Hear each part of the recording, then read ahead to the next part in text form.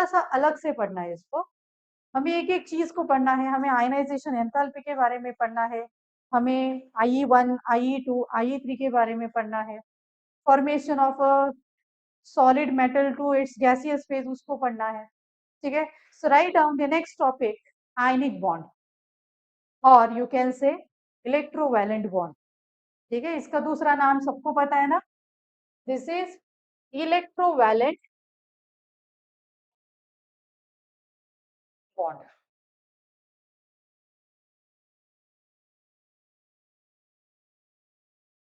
Write down the formation of ionic bond.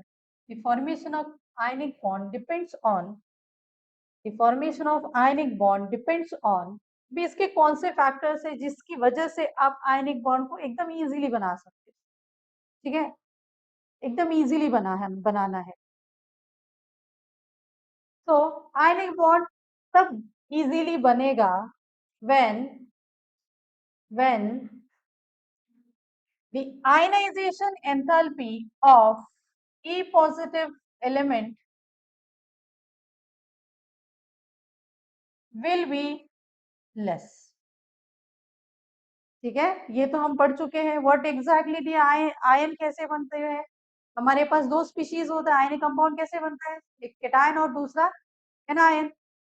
Cation बनाने के लिए सबको पता है ना आयनाइजेशन एंथैल्पी लगता है, तो जितना कम आयनाइजेशन एंथैल्पी होगा उतना ज्यादा वो इजीली फॉर्म कर सकता है कैटायन, ठीक है। दूसरी एक और चीज भी पढ़ी है आपने, whenever we are going down in the group, अगर मैं इसकी बात करती हूँ ना के rub cis पर what happening as we are going from the sodium to strontium, size is increasing, size increase होगा तो शील्डिंग इफेक्ट क्या हो जाएगा, शील्डिंग इफेक्ट क्या हो जाएगा, इंक्रीज हो जाएगा, repulsion will increase.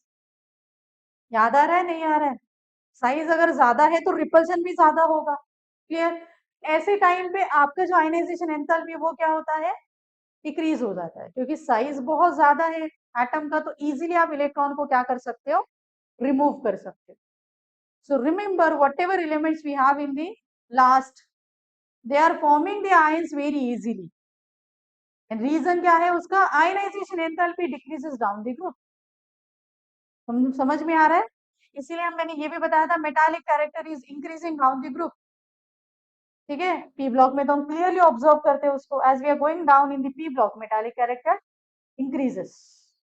So remember metallic character is directly proportional to ionization enthalpy. जितना कम ionization enthalpy उतना ज्यादा अच्छा metallic character.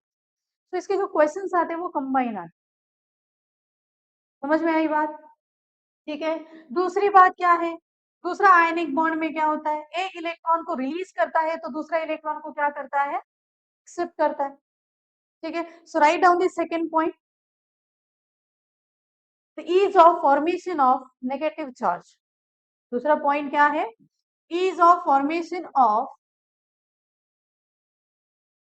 ease of formation of negative ion with highest negative electron gain enthalpy, with highest negative electron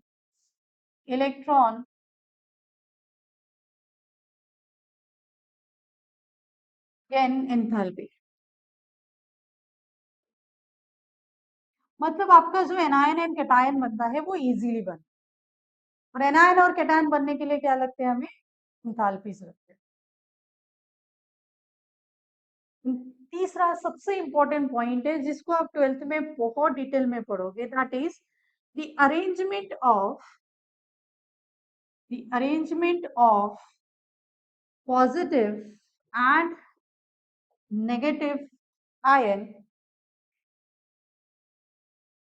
the arrangement of positive and negative ion in the solid, that is called as the crystalline structure, ठीक है। तो this point you will understand later on. किसी भी ionic compound की जो property है या फिर आप बोलोगे स्टेबिलिटी है, ये 3 पॉइंट्स पे डिपेंड करती है। कितना इजीली कैटायन बनाएगा, कितना इजीली एनायन बनाएगा, और उसका जो क्रिस्टल लैटाइस है वो किस अरेंजमेंट में है। Everyone is aware of the crystals. Crystals किस टाइप के होते हैं? बहुत सारे टाइप्स के क्रिस्टल्स होते हैं, राइट।